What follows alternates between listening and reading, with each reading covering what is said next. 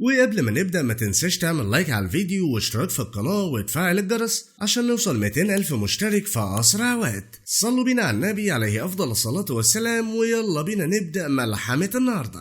بتبدأ أحداث الفيلم بمباراة هوكي بين فريق الهند بقيادة الكابتن كبير خان وبين فريق الباكستان، وبنشوف المذيع الرياضي في الاستاد وهو بينقل حركة اللعيبة للجماهير، وبتبقى آخر دقيقتين في المباراة والباكستان متقدمة على الهند بهدف، فبنشوف كبير خان وهو متعصب وبيوجه لعيبته يعملوا ايه، وأثناء ما بيكون الجمهور ومسؤولين الهند وباكستان مشدودين بيلعب كبير خان بشكل كويس جدا، وبيمرر كبير خان الكورة بعصاية الهوكي لحد ما واحد من فريق الباكستان بيخبطه يوقعه على الأرض، وبيحسبها الحكم ضربة جزاء لصالح الهند، وبيسلم الكورة لكبير خان علشان يشوطها، وبيبقى كل الموجودين مستنيين النتيجة اللي هتفصل في المباراة، لكن للأسف بيضرب كبير خان الكورة بشكل غلط وبيكسب فريق الباكستان، وبيحزن جماهير فريق الهند جدا. وبنشوف الإعلاميين والصحفيين وهما بيصوروا كل اللي بيحصل في المباراة، وقتها بيصور صحفي كبير خان وهو بيسلم على لعيبة فريق الباكستان وبيهنيهم على الفوز، فبيستغل الصحفي اللي بيحصل وبيتهم كبير خان بالخيانة وإنه يعني أخد رشوة من الفريق الباكستاني علشان يخسر فريقه، فبيتعصب كبير وقتها وبيجي مع الصحفي يضربه، وده بيخلي الصحافة تتكلم أكتر ويتهموه بالتعدي على الإعلاميين وعدم احترامهم. بعدها بيحصل هجوم كبير على كبير خان في الجرايد والمجلات بسبب تهنئته للاعيبة الباكستان،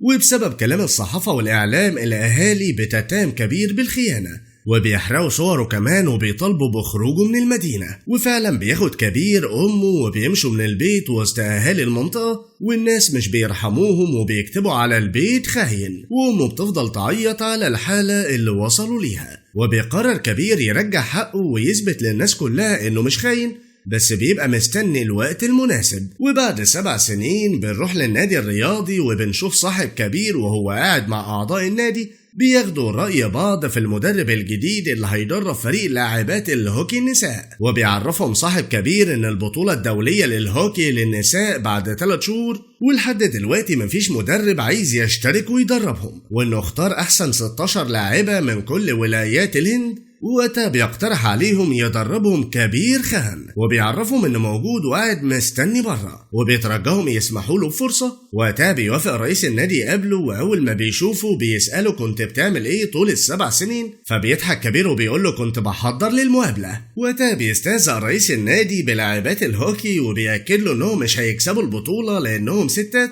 وكمان لو عاوز يرجع كرامته وسمعته مش هيعرف لان لاعبات الهوكي اكيد هيخسروا، وده هيبوظ سمعته وكرامته مرة تانية. فبيضحك كبير وبيعرفهم ان دول بالظبط اللي هو عاوزهم، وفي الاخر بيوافقوا يعينوه المدرب لانهم مش لاقيين مدرب تاني. فبيروح كبير مع صاحبه على الملعب اللي ما دخلوش من 7 سنين وبيبقى فرحان جدا، وبيسأله صاحبه ليه مصمم يمسك تدريب الفريق وبيطلب منه يفكر في نفسه، فبيعرفه كبير انه ما بيفكرش في نفسه وكل اللي بيتمناه فوز الهند بالبطولة، وبيأكد له صاحبه انه مش المسؤول على اللي حصل في المباراة وبيطلب منه ما يحملش نفسه الذنب. لكن كبير مش بيبقى فارق معاه كلامه ومشغول على الفرجة على فريق الهوكي للرجال وهم بيلعبوا، ووقتها بيسألوا كبير اللاعبات هيوصلوا امتى، فبيعرفوا صاحبه انهم هيوصلوا تاني يوم الصبح علشان يسجلوا اساميهم. وتاني يوم بنروح للنادي الرياضي وبنشوف مساعدة كبير واسمها كريشنا، وكمان المسؤول عن كتابة أسامي اللعيبة وهم مستنيين وصول اللعيبة. وقتها بتوصل أول واحدة ودي حارسة المرمى واسمها فيديا، وبنعرف إنها متجوزة وجوزها وأهلها رافضين انضمامها للبطولة أساسا،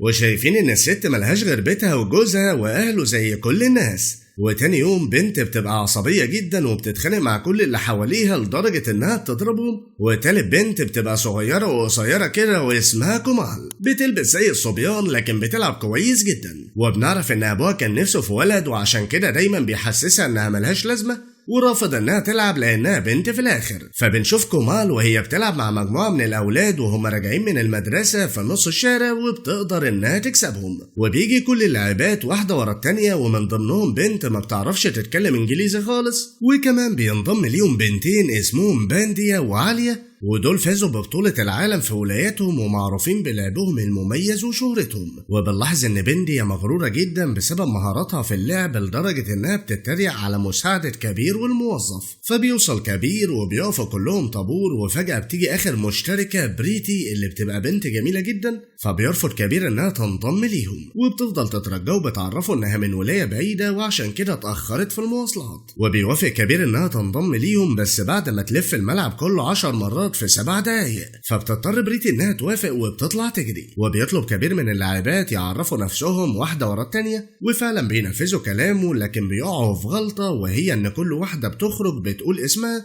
واسم الولاية اللي هي منها. فبيطلب منهم كبير يخرجوا بره الطابور لحد ما بيجي الدور على فيديا، ودي بقى بتقول اسمها وانها من الهند. وبيشكرها كبير وبيعرفهم انه مش عاوز يسمع غير اسم الهند مش ولايات، وهدفهم الاول والاخير فوز بلدهم الهند. فبيطلب من اللاعبات يرجعوا الطابور مرة تانية وبيبدأوا يعرفوا نفسهم من جديد. وفعلا اللاعبات بيسمعوا كلامه وبيبدأوا يعرفوا نفسهم زي ما هو حابب. فبتنجح بريتي في لف الملعب في الوقت المحدد، وكمان بتعرف نفسها زي ما كبير عايز، وبيتفاجئ وقتها كل الموجودين من قوتها وسرعتها. وبالليل بيعلق كبير اسامي اللاعبات على باب الأوضة اللي هيناموا فيها ومكان كل واحدة فين بالظبط. وطبعا بترفض بندية انها تنفذ الاوامر بسبب غرورها، وبتقطع الورقة وبترميها على الارض، وبتبدأ كل واحدة فيهم تختار المكان اللي هيعجبها، وده بيخليهم يتخانقوا كلهم مع بعض بالذات بريتي وكمال، وبتبدأ العداوة بينهم. فبيعرف الموظف المسؤول عنهم باللي حصل وبيتضايق من تصرفهم، وتاني يوم الصبح بدري بيبدأ كبير يجمعهم علشان يمرنهم. فبيقف يقول لهم انتم افضل 16 لاعبة في ولايتكم، وعشان كده النادي اختاركم، لكن بالنسبة لي انتم مش اكتر من 16 بنت هيلعبوا الهوكي وانا الحاكم بتاعكم.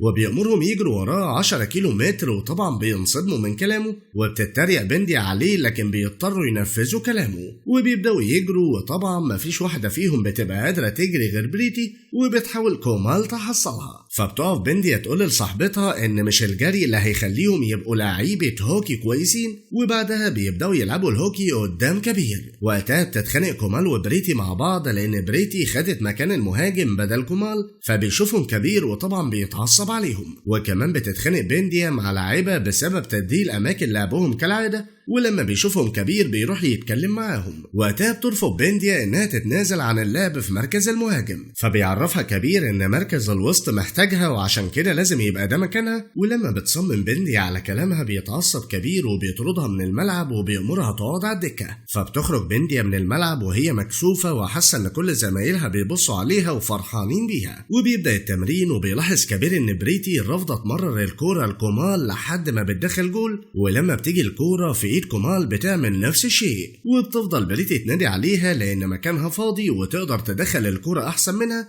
لكن كومال بترفض وبتدخل جول في الشبكة. وقتها بيتعصب كبير وبيطردها هي كمان من اللعب، وبتروح تقعد جنب بندية وهي متضايقة. وبيرجع التدريب مرة تانية، ووقتها بيلاحظ كبير خناق معظم اللاعبات مع بعضهم، وبيطرد عدد كبير منهم بره الملعب. ومن هنا بتبدأ بندية تلعب في راسهم علشان يعصوا اوامره. ولما بيخلص التدريب بتروح كريشنا لكبير تسأله لحد امتى اللاعبات دول هيفضلوا قاعدين على الدكة، وبيقولها كبير مش عارف وبيسيبها وبيمشي. وبالليل بيروحوا اللاعبات لأوضتهم وبيتفاجئوا ان كبير غير اماكن نومهم للاماكن اللي اختارها لهم من الاول، وطبعا بتتضايق بندية اكتر وبيزيد كرهها ليه. فبتدخل كريشنا تعرفهم ان اوامر كبير مفيش لاعبات من نفس الولاية يقعدوا مع بعض. ولما بترفض بندية تنفذ كلامها بتطلب منها كريشنا تروح تقول الكلام ده لكبير نفسه وبتسيبها وبتمشي. في نفس الوقت بتتصل فيديا على جوزها علشان تطمن عليه، ووقتها بيطلب منها ترجع على البيت في اسرع وقت علشان تحضر فرح اخوه. وبيبقى حماه متعصب منها لدرجة انه بياخد التليفون من ايد جوزها وبيأمرها ترجع البيت فورا والا مش هيدخلها البيت مرة تانية. فبتزعل فيديا من كلامهم جدا وبترفض انها تسيب معسكر التدريب. ووقتها بيسمع كبير وبيقعد يتكلم معاها يهون عليها. فبتقول له فيديا انهم كانوا عارفين بشغلها وهدفها من قبل ما تتجوز، وفرحوا بالشقة والوظيفة اللي خدتها من الحكومة، لكن بعد ما قعدوا في الشقة عايزين يمنعوها من اللعب. وبتعرفوا كمان انها لو سافرت لهم هيمنعوها من الرجوع للمعسكر، فبيشجعها كبير على التمسك بهدفها. في الوقت ده بتحكي بندية ماضي كبير لأصحابها علشان تكرههم فيه. وتاني يوم بيروحوا اللاعبات على الملعب، وبتوقف كريشنا كل البنات اللي قعدوا على الدكة وبتعرفهم ان اوامر كبير انهم ما يلعبوش. وطبعا بيتضايقوا اكتر لكن بيضطروا ينفذوا الاوامر. وقتها بتتعصب بندي علشان عايزهم يلعبوا باوامر وده مش هيحصل. وقتها بتقرر البنت اللي بتتعصب من اقل حاجه تروح تعتذر لكبير علشان يوافق يرجعها الملعب. وبيوافق كبير لكن بيشترط عليها تعتذر لزميلتها اللي ضربتها، وفعلا بتروح لها وبتنفذ اوامره. وبتقرر كومال انها تروح تعتذر لبريتي علشان ترجع للعب، ووراها كل البنات اللي انطردوا من الملعب ما عدا بنديا. وبالليل بترجع بنديا تفكر زمايلها بخيانه كبير للهند علشان يعترضوا على طريقه تدريبه ويمشي من الفريق. واثناء ما بيتكلموا بيجي المعسكر لاعب كراكت مشهور جدا اسمه ابي خطيب بريتي، واول ما بيشوفوهم البنات مع بعض بيغيروا منها اكتر لدرجه ان واحده فيهم بتفقد الوعي. وبنروح لبريتي وابي وهو بيعرض عليها الجواز، وبيعرفها انه فاتح ابوها في جوازهم ووافقوا. ولما بتساله هتعمل ايه في البطوله بيقلل منها وبيعرفها ان مستقبلها وحلمها مش مهم وانها تبقى مراته وتلف معاه العالم. وقتها بتتضايق بريتي من طريقه تقليله ليها ولكرامتها. وتاني يوم بنروح للملعب وبتقرر بنديا انها تعتذر لكبير غصب عنها، وبيفرح كبير وبيفتكر انها رجعت على عندها. وقتها بتشكره كريشنا لانه خلى كل البنات تحت سيطرته وبكده مش هيبقى في مشاكل. لكن كبير بيعرفها انها هتشوف المشاكل حالا لما ينزل للملعب بنفسه. وفعلا بيبدأ كبير يعلق على لعب واحدة واحدة فيهم وبيفضل يتعصب عليهم وبيعنفهم وبيخليهم يتمرنوا بقسوة وقوة لحد ما واحدة فيهم بتفقد الوعي. فبيطلب من كريشنا تهتم بيها وبيأمر الباقيين يكملوا تدريب لحد ما يدخل عليهم الليل. وبيدخلوا يغيروا هدومهم وبتبقى كل واحدة فيهم مصابة وبتنزف. ووقتها بتعرفهم بنديا انهم لازم يقدموا شكوى لأعضاء النادي بانهم مش عاوزينه يدربهم، وتقنعهم بسبب الإصابات اللي في جسمهم وكمان اهانته ليهم طول الوقت وجريهم لمسافات طويلة جدا. لكن هنا بنلاحظ حاجة مهمة، ان كل واحدة من البنات بتساعد التانية في علاج إصابتها. ووقتها بتمضيهم بنديا على ورقة الشكوى. في الوقت ده بتقعد كريشنا مع كبير وبتعرفه ان تصرفاته هتخلي البنات تكرهه وهيرفضوا اللعب معاه. لكن كبير مش بيبقى فارق معاه حبهم او كرههم ليه، وكل اللي همه انهم يحبوا بعض ويبقوا فريق واحد. وتاني يوم بيرفضوا البنات ينزلوا الملعب، ولما بيسألهم كبير عن السبب بيعرفوه بقرارهم وبيطلبوا منه يقدم استقالته لانهم عاوزين مدرب تاني. وقتها بتتعصب كريشنا عليهم لكن كبير بيوقفها. وهنا بتعاير بنديا كبير بخيانته لبلده والفريقه، فبيتجنن كبير وبيبقى عاوز يضربها بالقلم لكن كريشنا بتمنعه. وقتها بيقول لهم انا رجعت للهوكي بعد 7 سنين وكنت متأكد وعندي ثقة اني هقدر اهزم فريق الخصم، لكن بسبب تصرفاتكم خسرت قدام نفسي. وبيعرفهم ان مشكلتهم مش معاه وانما مشكلتهم الحقيقية انهم يلعبوا ضد بعض، وهو اجبرهم يلعبوا مع بعض واجبرهم كمان يلعبوا للهند بلدهم مش لولايتهم. وبيعرفهم انهم فازوا عليه وبيوافق يقدم استقالته وبيسيبهم وبيمشي. وقتها بتبدأ كل واحدة من البنات تفكر مرة تانية في تصرفهم واللي عملوه اذا كان صح ولا غلط. اما بنديا طبعا بتبقى فرحانة انها انتصرت عليه وهتخليه يسيب الفريق. فبتروح كريشنا الكبير تترجاه يفكر مرة تانية في استقالته لانه تاب في تدريب الفريق ومتأكدة انهم هيكسبوا على ايده. وتاني يوم بيودع كبير البنات وبيطلب منهم يتغدوا سوا لاخر مرة وما يجبرش ولا واحدة انها توافق. فبيروحوا كلهم على مطعم معين وكل مجموعة بتقعد على ترابيزة، واثناء ما بياكلوا بيعاكس 2 شباب بنتين من البنات. فبتضايق البنت اللي بتتعصب على طول وبتهجم على الشباب تضربهم. ووقتها بينضم ليها كل البنات يهجموا على الشباب اللي موجودين في المكان يضربوهم بكل قوة. وبيقعد كبير يتفرج عليهم وبيمنع كريشنا والموظف اللي معاهم يتدخلوا. وباللي بيحصل بيبقى كبير نجح في توحيد البنات وخلاهم يحبوا ويخافوا على بعض كروح فريق واحد. وبعد الخناقة بيروحوا البنات لكبير يعتذروا له ويطلبوا منه يدربهم. وقتها بيفرح كبير وبيطلب منهم يستنوه في الملعب من الفجر. وفعلا تاني يوم من الصبح بدري بيبدأوا جري بروح واحدة وبيتدربوا بتركيز وقوة ومهارة، وبتعدي الأيام وبتزيد قوتهم في الملعب أكتر، وكمان بيضحكوا وبيهزروا مع بعض كأنهم إخوات. وفي يوم بتروح بريتي تقابل أبي وبيعترض على لعبها في البطولة علشان ميعاد فرحهم. وبتتعصب بريتي لأنه قابل أبوها وحدد ميعاد الفرح في نفس ميعاد سفرها للبطولة من غير ما ياخد رأيها. وبتسأله لو كان الميعاد ده هيناسب كأس العالم للكراكت كان هيعمل إيه؟ وقتها بيرد عليها رد مستفز وبيعرفها ان الوضع مختلف لانه طبعا كان هيأجل الجواز لان مستقبله اهم من مستقبلها. وبيعرفها انها بعد الجواز مش هيبقى وراها حاجة غير البيت والولاد والسفر معاه، جايب شغالة من الاخر. وبتتضايق بريتي طبعا وبتسيبه وبتمشي، وقبل ما تخرج بيرجع يستفزها وبيعرفها انها لو كسبت او خسرت هيتجوزها واسمها هيتغير لاسمه والناس هينسوها. بعدها بيختار كبير فيديا كابتن الفريق وبيفرحوا لها كل البنات ما عدا بنديا لانها اتعودت انها تكون كابتن الفريق في ولايتها. وبتلاحظ كريشنا كرهها للفريق والفيديا والكبير، فبتروح تقترح على كبير يخرجها من الفريق، لكن كبير بيرفض وبيعرفها انها اكتر واحدة في البنات خبرة ولازم تنضم المركز الوسط بأي طريقة لانهم مش هيقدروا يفوزوا من غيرها. وتاني يوم بيروح كبير يقابل أعضاء النادي وبينصرم لما بيعرف إن رئيس النادي هيلغي بطولة الهوكي للنساء والفلوس اللي جات لفريق النساء هيديها لفريق الرجال. فبيتعصب كبير طبعا وبيقترح عليه يلعبوا مباراة ودية، لو فريق البنات كسب يبعتهم للبطولة ولو خسر يلغي البطولة وينفذ كلامه. وقتها بيوافق رئيس النادي لأنه بيبقى متأكد من خسارتهم، لدرجة إنه بيحدد المباراة تاني يوم على طول علشان ما يديهمش فرصة يتدربوا. وتاني يوم بيجي وقت المباراة وكل البنات بيبقوا خايفين من لعبهم في المباراة، لكن كبير بيدخل يطمنهم وبيبدأ يساعد واحدة واحدة فيهم على اللبس لدرجة انه بيلبسهم الكوتشيات وبيعرفهم انه واثق فيهم جدا ومتأكد انهم هيفوزوا، وبيطلب منهم يلعبوا بكل طاقة وقوة. واول ما بينزلوا البنات الملعب بيستهزأ بيهم كل اعضاء المجلس وكمان فريق الرجال.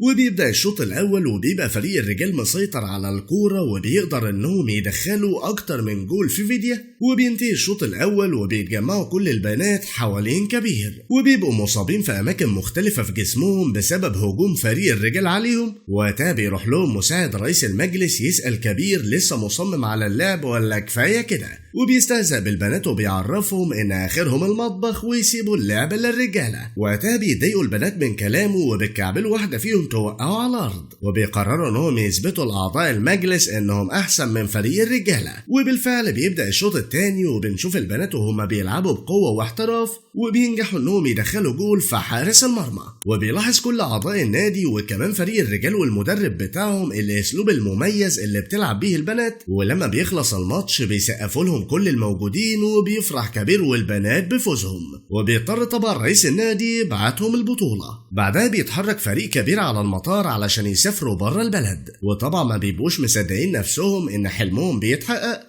وهيشوفوا العالم ويثبتوا لأهاليهم وللناس كلها انهم يقدروا يحققوا حلمهم ومستقبلهم. بعدها تبدأ اول مباراة في البطولة بين فريق الهند واستراليا، وهنا بنعرف ان استراليا بطلة العالم للهوكي 6 مرات على التوالي، وده بيزود من صعوبة المباراة. وبيبدأ الفريقين يسلموا على بعض وبيبقى فيه جمهور كبير جدا، لكن للأسف بتدخل استراليا جول في اول دقيقة وبينصدم كبير والجمهور، فبيفضل فريق استراليا يدخل هدف ورا هدف لحد ما بيوصلوا ل6 أهداف. وقتها بيلاحظ مذيع المباراة والحكام عدم تعاون لاعيبة فريق الهند مع بعضهم، فبيتضايق كبير من تصرفاتهم وبتخلص المباراة بفوز استراليا ب7 أهداف. وبيرجعوا البنات على أوضهم وهم بيعيطوا، فبيتعصب كبير من تصرف بريتي وكمال لأنهم رفضوا يمرروا الكرة لبعض. وكمان بيروح لبنديا يسألها على عدم لعبها بقوة في المباراة زي ما تكون عايزاهم يخسروا. وقتها بتتصرف بنديا تصرف وحش جدا وبتعرض نفسها على كبير مقابل انها تمسك كابتن الفريق مكان فيديا،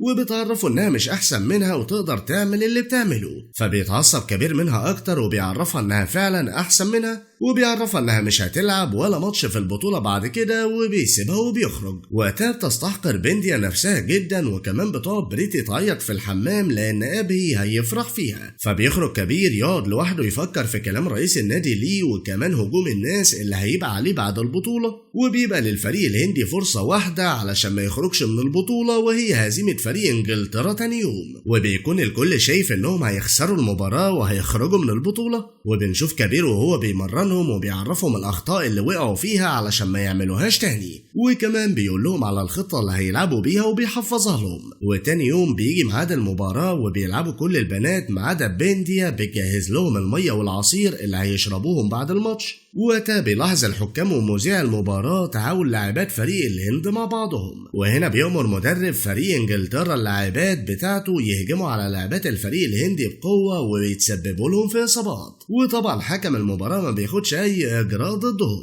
وبينجح لاعبات الفريق الهندي إنهم يدخلوا هدف ويفوزوا على انجلترا في آخر لحظة، وبيفرح كبير والبنات جدا لأنهم هيكملوا في البطولة. بعدها بيتمرنوا البنات مع كبير وبينجحوا إنهم يكسبوا ماتش ورا التاني لحد ما بيوصلوا للدور ما قبل النهائي. ووقتها بيلاحظ كبير إن كمال وبريتي بيرفضوا يمرروا لبعض الكورة علشان كل واحدة فيهم تبان أكتر من التانية ويتذكر اسمها في الصحف والمجلات، وبتتضايق كمال لأن الصحافة ما بتتكلمش غير على لعب بريتي وإنها بتدخل أهداف كتير في المباريات بشكل مميز، وبنشوف بريتي وهي حاسة إنها بتنتصر على أبهي وبتثبت له إنها أحسن منه. وبنيجي للماتش ما قبل النهائي، وأثناء اللعب بيهجموا الفريق الضد على البنات بقوة، فبيضايق كبير وقبل بداية الشوط الثاني بيأمرهم يهجموا عليهم بنفس الطريقة وما يدهمش فرصة يكسبوا المباراة، وفعلا بينفذوا البنات كلامه وبيتسببوا في إصابة فريق الضد أكتر من مرة. بعدها بيقعد كبير مع كابتن الفريق فيديا يشوفوا الطريقة اللي كوريا بتلعب بيها، وقتها بتعرفوا فيديا ان طريقة لعبهم مميزة، لعبة راجل لراجل، ومفيش حد من البنات هيقدر يكسر طريقة لعبهم.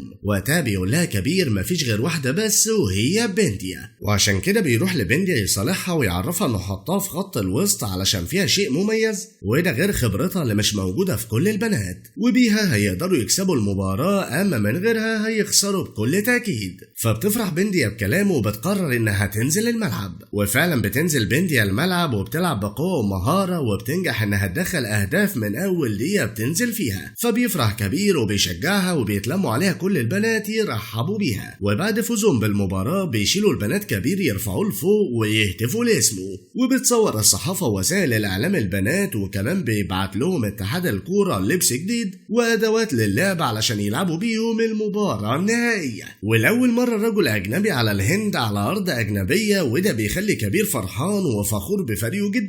بعدها بيحضر فريق البنات حفلة عشاء استقبال رسمية لمؤسسة الهوكي الدولية، وبيدخلوا البنات الحفلة بلبس زيهم الهندي المميز وبيسقفوا لهم كل الموجودين. ووقتها بيتكلم كبير مع بريتي وكمال وبيعرفهم ان مدرب الفريق والحكام ملاحظين انهم مش بيمرروا الكرة لبعض، وده نقطة ضعف في فريقهم، الفريق اللي ضدهم هيستغلها كويس وهيركز هجماتهم عليها، وبيعرفهم ان مستقبل البلد والفريق بين ايديهم ولازم يتعاونوا ويبطلوا انانية ويمرروا لبعض الكورة لانهم مش هيتحملوا تأنيب ضميرهم لما يخسر الفريق بسببهم، وبيسيبهم وبيمشي وهو متعصب. وقتها بتقول بريتي الكمال انها بتعمل كل ده علشان تثبت لولد اناني انها تقدر تبقى احسن منه 1000 مرة، وطبعا كمال ما بتبقاش فاهمة اي حاجة من كلامها. وتاني يوم بتيجي اللحظة الحاسمة اللي العالم كله مستنيها، وبنشوف عدد كبير من الجمهور داخلين الملعب يتفرجوا على المباراة. فبيدخل كبير لفريقه يعرفهم انهم هيلعبوا 70 دقيقة حياتهم هتتغير كليا بسبب الدقايق دي، وهيفضلوا فاكرين الدقايق دي لحد اخر يوم في عمرهم، وبيطلب منهم يلعبوا روح واحدة وما يسمحوش لنفسهم يغلطوا ابدا. وبتبدأ المباراة وبيلعب فريق كبير كويس جدا، وبتدخل بريتي اول هدف، وبتضايق كمال لانها بترفض تمرر لها الكورة. وقتها بيوجه المدرب الاسترالي فريقه انهم يضغطوا على كمال وبريتي، وفعلا بينفذوا كلامه، لكن كمال ما بتديهوش فرصة وبتحتف الكرة لبريتي على اخر لحظة، وبتنجح بريتي انها تدخل الهدف الثاني، وبتخلص المباراة بتعادل للفريقين، وده بيخليهم يلعبوا 5 ضربات جزاء. وبيفرح كبير بتعاون بريتي وكمال، وبتطلب بريتي من كبير تخرج وكمال تاخد مكانها، وبيفرح كبير بتصرفها، وبيبدأ لعب ضربات الجزاء، وللأسف بيدخل في فيديا أكتر من هدف، وكمان بيقدر فريق الهند يدخل أكتر من هدف، وبنيجي الهدف التعادل بين الفريقين. الضربة دي لو دخلت فريق أستراليا هيكسب، ولو فريق الهند دخلها صح هو اللي هيكسب. وقتها بيبص كبير على وقفة البنت اللي هتدخل الهدف، ولما بيحسب المسافة بيعرف انها هتضرب في الوسط، وبيفضل باصص لفيديا علشان تبصله للمرة الأخيرة، وفعلا بتبصله فيديا في آخر لحظة وبيطلب منها تركز على الوسط، وفعلا فيديا بتقدر انها تصد الكورة وبيكسب فريق الهند باكتساح. وطبعا بيفرح كبير وفريقه جدا، وبيعيط بنات الفريق الأسترالي على خسارتهم، فبيحس وقتها كبير بالنصر واستعادة كرامته مرة تانية، وبيرجع الفريق الهندي بالكاس للهند وبيرحب بيهم الصحافة والإعلام، وكمان أهالي اللاعبات اللي كانوا بيقللوا منهم، فبترفض بريتي عرض جواز أبي قدام الكل. وبيرجع أخيرا كبير وأمه على بيتهم من سنين، وبتمسح طفلة كلمة خاين من على البيت، وبيشكرها كبير وبيديها عصاية الهوكي هدية. وبس كده يا صديقي، دي كانت نهاية فيلمنا الممتع النهاردة. ما تنساش تعمل لايك على الفيديو ده واشتراك في القناة عشان نوصل 200,000 مشترك في أسرع وقت. سلام.